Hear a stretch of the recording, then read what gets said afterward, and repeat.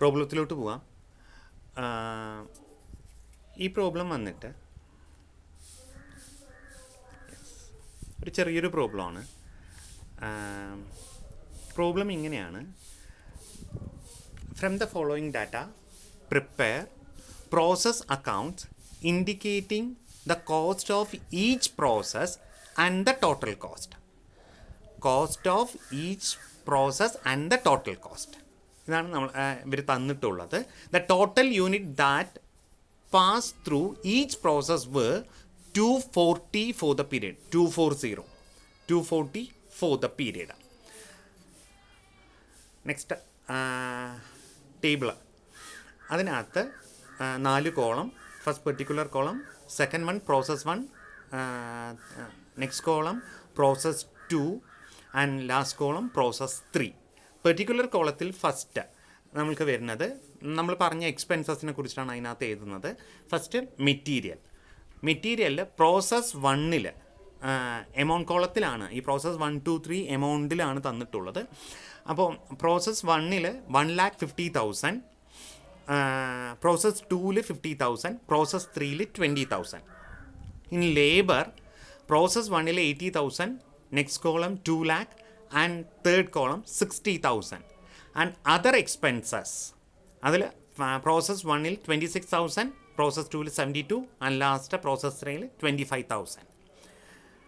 Then next line, indirect expenses amounting to rupees 85,000 may be apportioned on the basis of wages. Next, full stop, there was no opening or closing stock. ഇതാണ് question തന്നിട്ടുള്ളത്. അപ്പോൾ ഈ ക്വസ്റ്റ്യനിൽ നമ്മൾ വായിക്കുമ്പോൾ മനസ്സിലാവേണ്ടത്, ഒന്ന് cost of indicating. ഇതിനകത്ത് നമുക്കൊരു പ്രോസസ് അക്കൗണ്ട് ഉണ്ട്. അതിനകത്ത് നമ്മൾ കോസ്റ്റ് ഓഫ് ഈച്ച് എല്ലാ പ്രോസസ്സും കാണണം, അതേപോലെ ഇവരുടെ ടോട്ടൽ കോസ്റ്റും കാണണം. ടോട്ടൽ യൂണിറ്റ് ഇവർ ഈ ഒരു കാലാവധിയിൽ അവർ എത്ര യൂണിറ്റാണ് പ്രൊഡ്യൂസ് ചെയ്യുന്നത് വെച്ച് കഴിഞ്ഞാൽ 240 യൂണിറ്റാണ്. 240 ആണ്. തന്നിട്ടുള്ള ഡീറ്റെയിൽസ് 3 പ്രോസസ്സിൻ്റെ 3 എക്സ്പെൻസസ് തന്നിട്ടുണ്ട്. ഫസ്റ്റ് പ്രോസസ്സിൻ്റെയും സെക്കൻഡ് പ്രോസസ്സിൻ്റെയും തേർഡ് പ്രോസസ്സിൻ്റെയും എക്സ്പെൻസസ് എമൗണ്ട് റുപ്പീസ് തന്നിട്ടുണ്ട്. അതായത് മെറ്റീരിയൽ, ലേബർ, അതർ എക്സ്പെൻസസ് തന്നിട്ടുണ്ട്. And at the same times indirect എക്സ്പെൻസസും തന്നിട്ടുണ്ട്. ഓവർഹെഡും തന്നിട്ടുണ്ട്. അത് നമ്മൾ ഏതിൻ്റെ ബേസിലാണ് ഓവർഹെഡ് നമ്മൾക്ക് എഴുതേണ്ടത്? ലേബറുടെ ബേസിൽ അല്ലെങ്കിൽ വേജസിൻ്റെ ബേസിലാണ് നമ്മൾ ഇത് അപ്പോർഷൻ ചെയ്ത് വരേണ്ടത്. ഓപ്പണിംഗ് സ്റ്റോക്കും ക്ലോസിംഗ് സ്റ്റോക്കും ഈ കണക്കിൽ തന്നിട്ടില്ല. ക്ലിയർ? അപ്പോൾ നമ്മൾ അടുത്ത് വരയ്ക്കേണ്ടത് എങ്ങനെയാണെന്ന് വെച്ച് കഴിഞ്ഞാൽ, പ്രോസസ് അക്കൗണ്ട് വരയ്ക്കുക. സാധാരണ നമ്മൾ അക്കൗണ്ട്സ് വരയ്ക്കുന്നത് പോലെ തന്നെയാണ് വരയ്ക്കുക. Debit side and credit side box വരയ്ക്കുക. അതിനകത്ത് 6 കോളംസ് ആയിരിക്കണം ഉണ്ടാവേണ്ടത്. ഡെബിറ്റ് സൈഡിൽ ഫസ്റ്റ് പ്രോസസ് അക്കൗണ്ട് മേലെ ഹെഡിങ് ചെയ്ത പ്രോസസ് അക്കൗണ്ട് ഏതാണോ 1 ആണല്ലോ, ആദ്യത്തെ അല്ലേ. അപ്പോൾ പ്രോസസ് അക്കൗണ്ട് 1, അതിനകത്ത് ഫസ്റ്റ് കോളത്തിൽ നമ്മൾ എഴുതുക പെർട്ടിക്കുലേഴ്സ്. രണ്ടാമത്തെ കോളത്തിൽ പെർ യൂണിറ്റ്, ടോട്ടൽ യൂണിറ്റ് തന്നിട്ടുണ്ടല്ലോ. അപ്പോൾ നമ്മൾ ഒരു യൂണിറ്റിൻ്റെ വില എത്രയാണ് എന്ന് നമുക്ക് കണ്ടുപിടിക്കാൻ പറ്റും. Next column total. അപ്പോൾ first particulars, second column per unit in rupees and third column total in rupees. Next column particulars, the same credit സൈഡിലുള്ളതും. Particulars per unit rupees, total in rupees. Okay. ഇതിനകത്ത് നമ്മൾ ആദ്യം എഴുതേണ്ടത്, സാധാരണ expenses നമ്മളെല്ലാം തന്നെ left സൈഡിലാണല്ലോ എഴുതുക. അപ്പോൾ ലെഫ്റ്റ് സൈഡിൽ എഴുതുക. ഫസ്റ്റ് ഏതൊക്കെയാണ് നമ്മൾക്കിവിടെ തന്നിട്ടുള്ളത്? മെറ്റീരിയൽ തന്നിട്ടുണ്ട്, ലേബർ തന്നിട്ടുണ്ട്, അതർ എക്സ്പെൻസസ് തന്നിട്ടുണ്ട്, ഇൻഡയറക്റ്റ് എക്സ്പെൻസസ് തന്നിട്ടുണ്ട്. അത് 3 എഴുതുക. ഫസ്റ്റ് മെറ്റീരിയൽ ടോട്ടൽ എമൗണ്ട് കോളത്തിൽ എത്ര എഴുതുക? 1,50,000 എഴുതുക. പെർ യൂണിറ്റ് എത്രയാണ്? 1,50,000 ഡിവൈഡഡ് ബൈ എത്ര യൂണിറ്റാണ് നമുക്ക് ഒരു ബാച്ചിൽ എത്ര യൂണിറ്റാണ് നമ്മൾ പ്രൊഡ്യൂസ് ചെയ്യുക? 240. അപ്പോൾ 1,50,000 divided by 240, that gives 625. Material ഒരു യൂണിറ്റിൻ്റെ വില എത്രയാണ്? 625 രൂപയാണ്. ഓക്കെ. ദെൻ ലേബർ എത്രയാണ് എന്നുള്ളത്. ലേബർ 80,000 ആണ്. അപ്പോൾ എന്താണ്, ഒരാൾക്ക് എത്രയായിരിക്കും ഇവർ വേജസ് കൊടുക്കുന്നത്? 334. അതർ എക്സ്പെൻസസ് എത്രയാണ്? 26,000. എത്രയാണ് അപ്പോൾ അതർ എക്സ്പെൻസസ് നമുക്ക് വരുന്നത് പെർ യൂണിറ്റിന്? 108 ആണ് വരുന്നത്. ദെൻ ഇൻഡയറക്റ്റ് ഇൻഡയറക്റ്റ് എക്സ്പെൻസസ് അവർ എങ്ങനെയാണ് തന്നിട്ടുള്ളത്? ഇൻഡയറക്റ്റ് എക്സ്പെൻസസ് ടോട്ടൽ എമൗണ്ടാണ് തന്നിട്ടുള്ളത്. എത്രയാണ്? ഈ 3 ബാച്ചും കൂടിയിട്ട് ഇൻഡയറക്റ്റ് എക്സ്പെൻസസ് എത്രയാണ് വന്നിട്ടുള്ളത്? 85,000 രൂപയാണ് നമ്മൾക്ക് വന്നിട്ടുള്ളത്. അത് ഏതിൻ്റെ ബേസിലാണ് അവർ നമ്മളുടെ അടുത്ത് എടുക്കാൻ പറഞ്ഞിട്ടുള്ളത്? ഏതിൻ്റെ ബേസിലാണ്? വേജസിൻ്റെ ബേസിലാണ് ആണല്ലോ. അപ്പോൾ വേജസിൻ്റെ ബേസിലാണ് നമ്മൾക്ക് എടുക്കേണ്ടതെങ്കിൽ നമ്മൾ എന്താ ചെയ്യണമെന്ന് വെച്ച് കഴിഞ്ഞാൽ 3 പ്രോസസ്സിലെയും ലേബർ കോസ്റ്റ് എത്രയാണോ അത് ആഡ് ചെയ്യാം. 3 പ്രോസസ്സിലെയും ലേബർ കോസ്റ്റ് ആഡ് ചെയ്യാം. അപ്പോൾ എത്രയാണ് വരിക? 80,000 പ്ലസ് 2 lakh പ്ലസ് 60,000 ആണല്ലോ നമ്മൾ മുമ്പ് പറഞ്ഞിട്ടുള്ളത്. അപ്പോൾ അതാകുമ്പോൾ എത്ര വരും? 2,80,000, 3,40,000 രൂപ. 3,40,000 ആണ് അതിനകത്ത് വരിക ആണല്ലോ. അപ്പോൾ 3,40,000 റുപ്പീസിനെ നമ്മൾ എന്ത് ചെയ്യണം? ഇതിനെ എങ്ങനെ അപ്പോർഷൻ ചെയ്ത് കൊടുക്കാൻ? 3,40,000 റുപ്പീസാണ് നമുക്ക് ടോട്ടൽ വരുന്നത്. അപ്പോൾ നമുക്ക് ഇപ്പോൾ ഇവിടെ എത്രയാണ് ടോട്ടൽ എമൗണ്ട്? എത്രയാണ് നമുക്ക്? ഇൻഡയറക്റ്റ് എക്സ്പെൻസസ് എത്രയാണ്? 85,000. അപ്പോൾ 85,000 ഡിവൈഡഡ് ബൈ 3,40,000 ഇൻറ്റു ഈ പ്രോസസ്സിലുള്ള ലേബർ കോസ്റ്റ് എത്രയാണ്? 80,000. അപ്പോൾ നമുക്ക് എത്ര കിട്ടും? 20,000 റുപ്പീസ് കിട്ടും. ക്ലിയർ ആവുണ്ടോ പറഞ്ഞാൽ? ഒന്നുകൂടെ പറയാം. ലേബർ കോസ്റ്റിൽ വെച്ചിട്ടാണ് നമ്മൾ ഇൻഡയറക്റ്റ് കോസ്റ്റിനെ അപ്പോർഷൻ ചെയ്യുന്നത്. അത് കാരണം നമ്മൾ എന്താ ചെയ്യുക? ഈ 3 കോസ്റ്റും 3 ലേബർ കോസ്റ്റിൻ്റെ 3 പ്രോസസ്സിലുള്ള കോസ്റ്റിനെയും ആഡ് ചെയ്യുക. അത് ടോട്ടൽ വയ്ക്കുക. അതിനുശേഷം ഈ എമൗണ്ട് നമ്മൾ ഈ ഫസ്റ്റ് പ്രോസസ്സിലെ എമൗണ്ടിൽ എത്രയാണ് ഇതിൻ്റെ ഇൻഡയറക്റ്റ് കോസ്റ്റ് വന്നതെന്ന് നോക്കാൻ നമ്മൾ എന്താ ചെയ്യുക? Total cost, total indirect expenses divided by total labour charge, total wages into actual labour cost in this process. അത് നമ്മൾക്ക് കിട്ടുന്നതാണ് 20,000 റുപ്പീസ്. ക്ലിയർ ആവുണ്ടല്ലോ? അതിൻ്റെ പെർ യൂണിറ്റ് കോസ്റ്റും കാണാം. അപ്പോൾ 83 റുപ്പീസ് വരും. ഇതെല്ലാം തന്നെ ആഡ് ചെയ്തിട്ട് അക്കൗണ്ടിലേക്ക് നമ്മൾ എന്ത് ചെയ്യാം? ഡെബിറ്റ് സൈഡ് ഇതിൻ്റെ ബാലൻസിങ് ഫിഗറായിട്ട് നമ്മൾ എന്ത് എഴുതണം? അടുത്ത ഇതിൽ കഴിഞ്ഞു. ഇതിനെ ആഡ് ചെയ്തതിന് ശേഷം വേറെ ഇല്ലല്ലോ, വേറെ ഒന്നും ഇനി എഴുതാനില്ല. അപ്പോൾ അത് കാരണം നമ്മൾ എന്ത് ചെയ്യുന്നു? അടുത്ത ക്രെഡിറ്റ് സൈഡിലോട്ട് ഇതിനെ എഴുതുന്നു. ബൈ പ്രോസസ് 2 ഈ എമൗണ്ടിനെ നമ്മൾ പ്രോസസ് 2ലേക്ക്. അപ്പോൾ ഫസ്റ്റ് പ്രോസസ്സ് കഴിഞ്ഞു, നമ്മൾ ഓൾറെഡി പറഞ്ഞതുപോലെ ഫസ്റ്റ് പ്രോസസ്സ് കഴിഞ്ഞു. എന്നിട്ട് ഈ എമൗണ്ടിനെ നമ്മൾ ഏതിലോട്ട് മാറ്റണം? പ്രോസസ് 2 അക്കൗണ്ടിലേക്ക് നമ്മൾ മാറ്റണം. അപ്പോൾ by process 2 account transfer to process 2 എന്ന് എഴുതാം. എന്നിട്ട് ഇതിൻ്റെ എമൗണ്ട്, അപ്പോൾ എമൗണ്ട് പെർ യൂണിറ്റ് കോസ്റ്റ് എത്രയാണ്? 1,150. ടോട്ടൽ എമൗണ്ട് എത്രയാണ്? 2,76,000. ഇതാണ്. ഇതേപോലെ തന്നെ അടുത്ത കോളം വരയ്ക്കുക. അടുത്തതിൽ എങ്ങനെയാണ് നമ്മൾ? അപ്പോൾ അടുത്തത് ആദ്യം എങ്ങനെ എഴുതേണ്ടത്? ക്യാരി ഫോർവേഡ് ചെയ്യണ്ടേ? അപ്പോൾ അങ്ങനെ ചെയ്യുമ്പോൾ പ്രോസസ് 2ൽ ഫസ്റ്റ് ടു പ്രോസസ് 1 അക്കൗണ്ട്, ഇതേപോലെ തന്നെ അക്കൗണ്ട് വീണ്ടും ഒരു കോളം ഇതേപോലത്തെ തന്നെ കോളം വരയ്ക്കണം.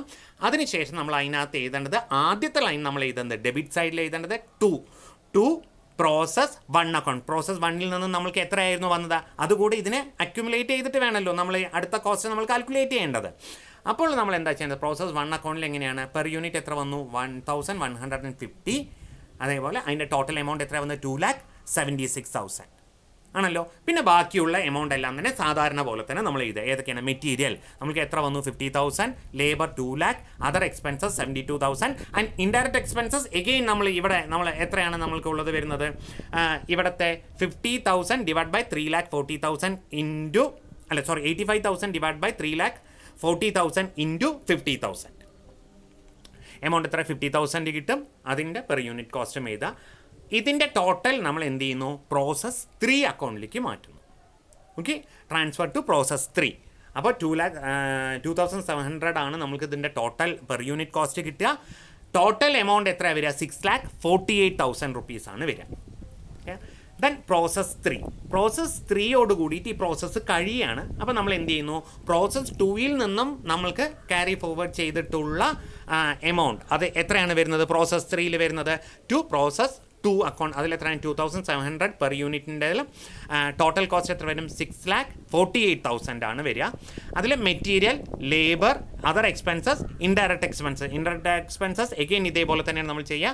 85,000 ഡിവൈഡ് ബൈ 3,40,000 ഇൻറ്റു ഇവിടുത്തെ ലേബർ എത്രയാണ് 60,000 ഇൻറ്റു 60,000. അത് വെച്ച് നമ്മൾ എമൗണ്ട് കാൽക്കുലേറ്റ് ചെയ്തിട്ട് ബാക്കി ബാലൻസിങ് ഫിഗർ നമ്മൾ ക്രെഡിറ്റ് സൈഡിൽ എങ്ങനെ എഴുതുക, ബൈ ഫിനിഷ്ഡ് സ്റ്റോക്ക് എന്നാണ് നമ്മൾ എഴുതുക. ഫിനിഷ്ഡ് സ്റ്റോക്സ് എന്നിട്ട് ബ്രാക്കറ്റിൽ ട്രാൻസ്ഫേർഡ് എന്ന് എഴുതുന്നു. ടോട്ടൽ എമൗണ്ട് എത്രയാണോ അത്ര, അതായത് 3,200 ആണ് ടോട്ടൽ യൂണിറ്റ് കോസ്റ്റ് വരുന്നത്. ടോട്ടൽ എമൗണ്ട് വന്ന് 7,68,000 ആണ് വരിക. ഇതാണ് നമ്മുടെ പ്രോസസ് കോസ്റ്റിംഗ് എന്ന് പറയുന്ന സംഭവം. ഇത്രയേ ഉള്ളൂ പ്രോസസ് കോസ്റ്റിംഗ്. ക്ലിയർ?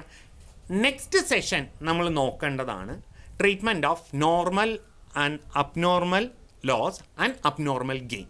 ഇതെങ്ങനെയാണ് എന്നുള്ളതാണ് നമ്മൾ നോക്കുന്നത്. സോ മെറ്റീരിയൽ ലോസസിന് 2 തരത്തിലായിട്ട് നമ്മൾ 2 types ഓഫ് മെറ്റീരിയൽ ലോസസ് അത്. First one it is normal loss and next one it is abnormal loss.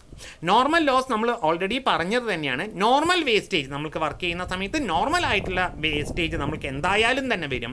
ആ നാച്ചുറൽ വേസ്റ്റേജിനെ പറയുന്നതാണ് നമ്മൾ എന്ത് പറയാം, നോർമൽ പ്രോസസ് ലോസ് എന്ന് പറയുന്നത്. ഇത് നമ്മൾ കോസ്റ്റ് അക്കൗണ്ടിങ്ങിൽ എങ്ങനെയാണ് ട്രീറ്റ് ചെയ്യുക എന്ന് പറഞ്ഞു കഴിഞ്ഞാൽ, ഈ normal process loss units should be credited to process account. Normal loss credit ചെയ്യണം. നോർമൽ ലോസ് എപ്പോഴും പ്രോസസ് അക്കൗണ്ടിൽ നമ്മൾ എന്ത് ചെയ്യണം, ക്രെഡിറ്റ് ചെയ്യണം. ക്ലിയർ? ഇതിൻ്റെ ഒരു പ്രോബ്ലം നമ്മൾക്ക് ചെയ്യാം. അപ്പോൾ അബ്നോർമൽ ഗെയിൻ എങ്ങനെയായിരിക്കും വരിക? അബ്നോർമൽ ഗെയിന് ഡെബിറ്റ് ചെയ്യേണ്ടി വരും. നോർമൽ ലോസ് നമ്മൾക്ക് ഇതിനകത്ത് ക്രെഡിറ്റ് ചെയ്താൽ അബ്നോർമൽ ലോസും ക്രെഡിറ്റ് ചെയ്യണം. അപ്പോൾ നമ്മൾക്ക് അബ്നോർമൽ ഗെയിൻ എങ്ങനെയായിരിക്കും വരിക? അബ്നോർമൽ ഗെയിൻ വന്നിട്ട് നമ്മൾക്ക് ഇതിനകത്ത് ഡെബിറ്റാണ് ചെയ്യേണ്ടത്. ഓക്കെ, എക്സാമ്പിൾ എഴുതിക്കോളൂ. A product passes from process 1 and process 2. Material issued to process amounted to rupees 40,000, wages 30,000 and manufacturing overhead 27,000. Normal loss anticipated was 5% of input. 4,750 units of outputs were produced and transferred out from process 1. There were no opening stock.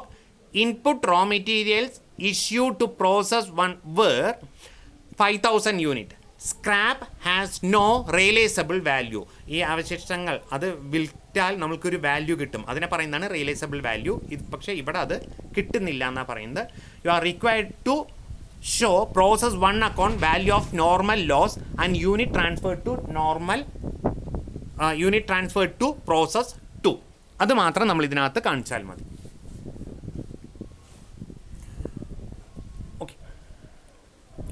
Process 1 same അതേപോലെ box വരയ്ക്കുക. അതിനകത്ത് particulars, unit and total cost, debit and credit 6 കോളത്തോട് കൂടിയിട്ട് box വരയ്ക്കുക. Particulars, unit കോസ്റ്റും total കോസ്റ്റും രണ്ടും particulars, unit and total cost, debit and credit. Then ഇതിൽ നമ്മൾ ഫസ്റ്റ് എഴുതാൻ ആവേണ്ടത് നമ്മൾക്ക് എങ്ങനെയാണ്, ആദ്യം തന്നെ 2 material wages and over head, അത് എത്രയാണ് ടോട്ടൽ നമ്മൾ എഴുതുക. ഇതിൻ്റെ നോർമൽ ടോട്ടൽ യൂണിറ്റ് എത്രയാണ് 5,000 റുപ്പീസാണ്. നോർമൽ ലോസ് എത്രയാണ് നോർമൽ ലോസ് വരുന്നത്? നോർമൽ ലോസ് നമ്മൾക്ക് ഓൾറെഡി ഇതിനകത്ത് തന്നിട്ടുണ്ട്. 5% ആണ് നോർമൽ ലോസ് തന്നിട്ടുള്ളത്. അപ്പോൾ യൂണിറ്റ് എത്രയാണ്? 5,000. അതിൻ്റെ നമ്മൾക്ക് എത്രയാണ് നമ്മൾക്ക് ലോസ് പോകുന്നത്? ബൈ നെക്സ്റ്റ് ഇതിലെഴുതാം, ക്രെഡിറ്റ് സൈഡിൽ എഴുതാം, ബൈ നോർമൽ ലോസ് 5,000 യൂണിറ്റ് ആണ്. അതിൻ്റെ എത്രയാണ് നമുക്ക് ലോസ് പോകുന്നത്? 5,000 യൂണിറ്റ്സ് ഇവർ പ്രൊഡ്യൂസ് ചെയ്യുമ്പോൾ എത്രയും നമുക്ക് കിട്ടുള്ളൂ? 5,000 ഇൻറ്റു 5%. അപ്പോൾ 250 കുറയും. അപ്പോൾ 250 നോർമൽ ലോസ് 250. പ്രോസസ് 2 നമുക്ക് പോകുന്നത് പ്രോസസ് 2 പ്രോസസ്സിലോട്ട് പോകുന്നത് എത്രയായിരിക്കും എമൗണ്ട്? 4,750 യൂണിറ്റ്സേ നമ്മൾക്ക് അവിടത്തേക്ക് പോവുള്ളൂ. എത്രയാണ് അതിൻ്റെ എമൗണ്ട് വരിക? ഇപ്പോൾ 97,000 റുപ്പീസ് തന്നെയാണ് നമ്മൾക്ക് അതിന് വരുന്നത്. എമൗണ്ട് അത്ര തന്നെയായിരിക്കും വരിക, പക്ഷേ നമ്മൾക്ക് ഇവിടെ എത്രയായിരിക്കും? സത്യത്തിൽ പ്രോസസ് 2ൽ പോകുന്ന യൂണിറ്റ് എത്രയായിരിക്കും? 4,750 ആയിരിക്കും നമുക്ക് പോവുക. നോർമൽ 5% ലോസ് നമുക്ക് പോകും.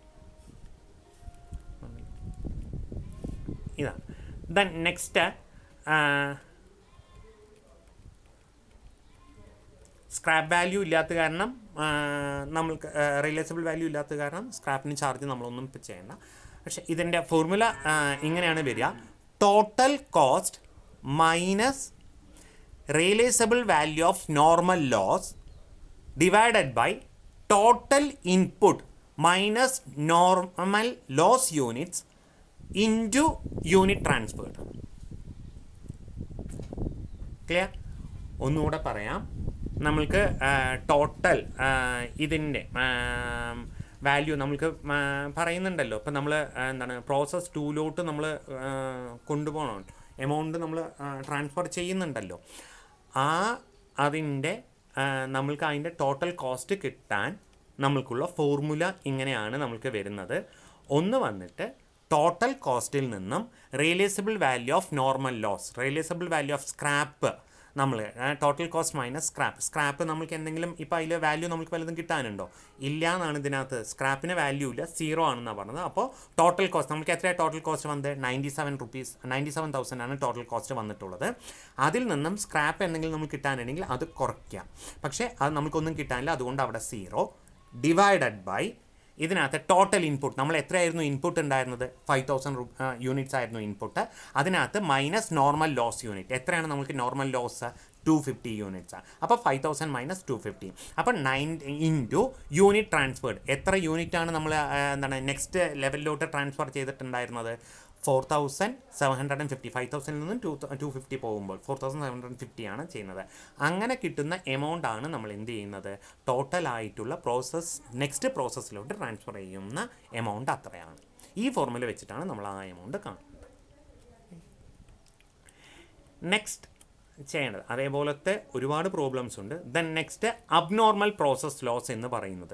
സാധാരണ നമ്മൾ നോർമൽ പ്രോസസ് ലോസ് കണ്ടു, പക്ഷേ അബ്നോർമൽ പ്രോസസ് ലോസ് സാധാരണ നമ്മൾക്ക് വരുന്നത് എന്താണെന്ന് വെച്ച് കഴിഞ്ഞാൽ, വേണമെന്ന് വെച്ചിട്ട് ചെയ്യില്ല എന്ന് ഞാൻ ഓൾറെഡി പറഞ്ഞിട്ടുണ്ട്. എന്നാലും പറയുന്നത് ചിലപ്പോൾ എന്താ പറയുക, ഓവർ ഹീറ്റ് ആണെന്ന് അറിഞ്ഞിട്ടും നമ്മൾ വേഗം വർക്ക് ചെയ്യാൻ വേണ്ടി നമ്മൾ ചെയ്യുന്ന സമയത്ത് വല്ല മെഷീനറീസിൽ വല്ല ഫാൾട്ട് വരിക, കെയർലെസ്നെസ് ഓഫ് വർക്കേഴ്സ്, അങ്ങനത്തെയുള്ള സംഭവങ്ങളെല്ലാം തന്നെ അബ്നോർമൽ ലോസിലോട്ടാണ് നമുക്ക് വരുന്നത്. ദെൻ നെക്സ്റ്റ് ഇതാണ് നമ്മൾ അബ്നോർമൽ ലോസിൽ വരുന്നത്. ദെൻ അതിൻ്റെ ട്രീറ്റ്മെൻറ്റ് കോസ്റ്റിങ്ങിൽ ഇത് ട്രീറ്റ്മെൻറ്റ് ചെയ്യുന്നത് നമ്മൾ ഓൾറെഡി പറഞ്ഞത് തന്നെയാണ്. അബ്നോർമൽ ലോസും നോർമൽ ലോസും ഏതിലാണ് വരിക? ഇതിനകത്ത് ക്രെഡിറ്റ് സൈഡിലാണ് അബ്നോർമൽ ലോസും നോർമൽ ലോസും വരുന്നത്. അബ്നോർമൽ ഗെയിനാണ് വരുന്നതെങ്കിൽ നമ്മൾക്ക് എങ്ങോട്ടേക്ക് വരും?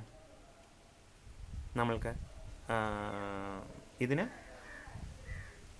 In fact the total cost of abnormal process loss is debited to costing profit and loss account.